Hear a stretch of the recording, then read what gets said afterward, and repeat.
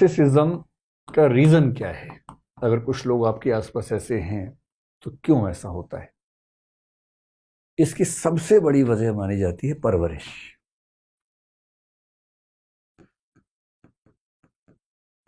परवरिश कह लीजिए, तरबियत कह लीजिए, चाइल्ड रीडिंग कह लीजिए, बच्चों का सोशलाइजेशन कह लीजिए, जो भी शब्द इसके लिए आप चुनना चाहें। सबसे बड़ी जिम्मेदारी आती है पेरेंट्स पे इसकी। आपने कभी देखा कि कई अपराधी परिवार ऐसे हैं जिनमें पीढ़ी दर पीढ़ी अपराधी होते रहते हैं?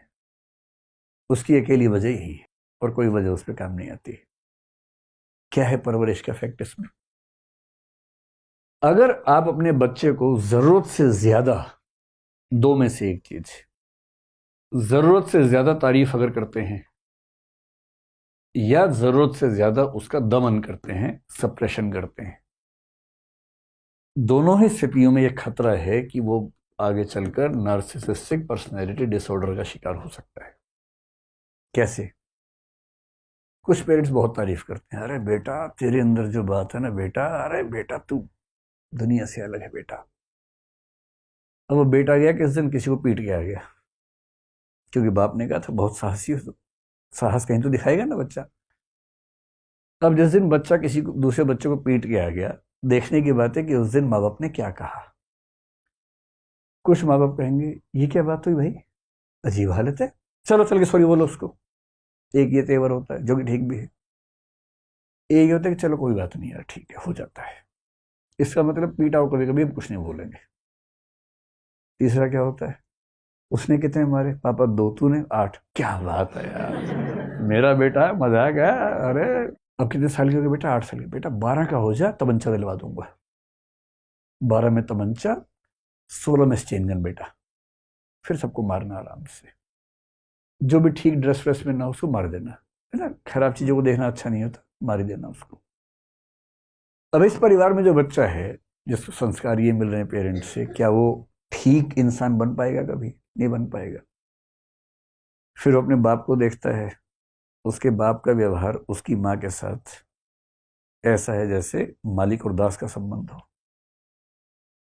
उस महिला को इतनी हिम्मत नहीं कि परिवार के मसलों में एक सेंटेंस भी बोल सके। तो वो क्या सीख रहा है कि सारी शक्ति मेरे पास होनी चाहिए, और जब वो बड़ा होगा सारी पावर मेरे पास, मैं कालीन भैया बनूंगा। कालीन भैया मेरे अच्छे दोस्त हैं, मैं जानबूझ कर ना बोल रहा हूँ। तो मैं कालीन भैया बनूंगा, सारी पावर मेरे पास होगी, इस पूरे इलाके में कोई सांस भी लेगा तो मुझसे पूछ के लेगा, वरना गोली मार देंगे। तो जो परवरिश में यदि आपने गलत चीजों पर तारीफ करनी शुरू कर दी, बच्चे ने हिंसा की, बच्चे ने गाली दी, गाली दे क्या है, कौन सी, ये वाली, अरे बेटा 3 और सिखाता हूँ, नोट कर, नोट बनाओ, ये वाली गाली है, ये वाली है, ऐसे देते हैं, इस सीक्वेंस में देते हैं। अगर आप इस लेवल पर बच्चों को ट्रीट कर रहे हैं तो सीधी सी बात है कि बच्चे आगे चलकर आपसे आगे ही निकलेंगे। हर बाप चाहता है कि बच्चा आगे निकले, तो बच्चा आगे निकल जाता है। इस मामले में भी आगे निकलता है। दूसरा तरीका क्या है, अननेसेसरी रिप्रेशन या सप्रेशन अगर बच्चे का होता है, बच्चा कुछ भी करे, हाँ बेटा एग्जाम ठीक रहा, हाँ मम्मी ठीक रहा, कितने नंबर है पापा, 99% है, एक कहाँ गया, इसके लिए भेजा था स्कूल तुझे कि 100 में छोड़ के आ जाओ, और इसी पे 2 झापड़ मार दिए, आज खाना नहीं मिलेगा। अगली बार पापा 99.5% है, अच्छा क्लास में रैंक कौन सा है, सेकंड, कितने बच्चों में, 100 में, ये कौन है, ना बेटा ना, तू जिस खानदान का है ना उसमें सेकंड रैंक आज तक किसी का नहीं आया। कहना चाह रही कि सेकंड भी आज तक किसी का नहीं आया, पर कहते हैं कि पर, पर भाव तेवर ये रहता है कि सेकंड आज तक किसी का नहीं आया बेटा, फर्स्ट ही चाहिए बेटा, नाम डुबा दिया तूने हमारा।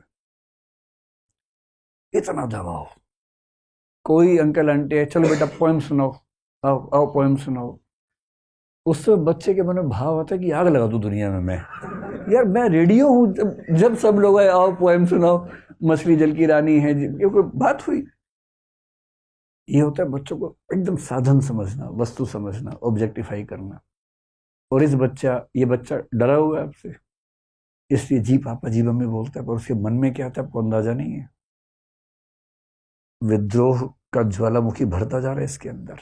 हर बात पे डांट खाता है, हर बात पे पिटता है, अच्छा काम करता है फिर भी पिटता है। और इस बच्चे को लेकर रिस्क है कि या तो कभी ये खुद को खत्म कर देगा, नहीं झेल पाएगा, और अगर झेल गया और सफल हो गया जिंदगी में तो इस रास्ते पर चला जाएगा, भीखू मात्र बन जाएगा फिर ये कि पूरा बंबई मेरा है। इसलिए अगर आपके आसपास कोई ऐसा दृश्य दिखे जहां बच्चों की गलत हरकतों को महिमामंडित किया जा रहा हो, ग्लोरीफाई किया जा रहा हो, खतरनाक है। बच्चों को बड़ों से, दूसरे लोगों से तमीज से बात करना सिखाया जाए, ये बहुत ज़रूरी है। झुकना सिखाया जाए दूसरों के सामने, अपनी गलतियों पर शर्मिंदा होना सिखाया जाए, सॉरी बोलना सिखाया जाए, शेयर करना सिखाया जाए, और सबसे बड़ी बात फेलियर को आसानी से डाइजेस्ट करना सिखाया जाए। आप स्कूल में पहला रैंक ले आएंगे किसी तरह से, जब कॉलेज जाएंगे ना तो वहाँ 50 स्कूलों के टॉपर आए होते हैं एक साथ, उनमें से एक का फर्स्ट आएगा, 49 जाएंगे कॉम्प्लेक्स में।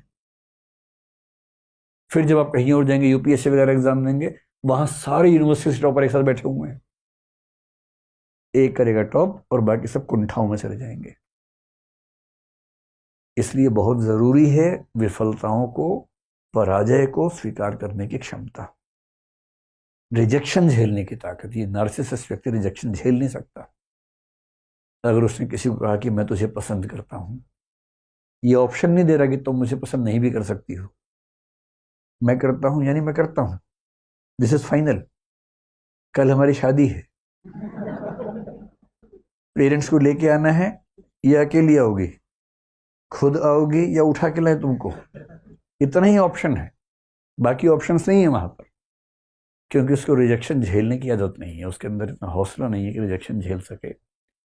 और इसलिए कहते हैं कि परवरिश सबसे महत्वपूर्ण चीज़ है, और समाज में पेरेंट्स को ये बहुत ईमानदारी से समझना चाहिए कि अगर वो परवरिश में बड़ी बड़ी बातें सिखा रहे, बेटा आईआईटी करेगा, बेटा उसके बाद कंपनी खोलेगा, बेटा स्टार्टअप करेगा, बेटा ये करेगा, बेटा वो करेगा, उसमें हो सकता है बेटा सब कुछ करे, आपका ही कुछ कर दे बाद में, गड़बड़ है।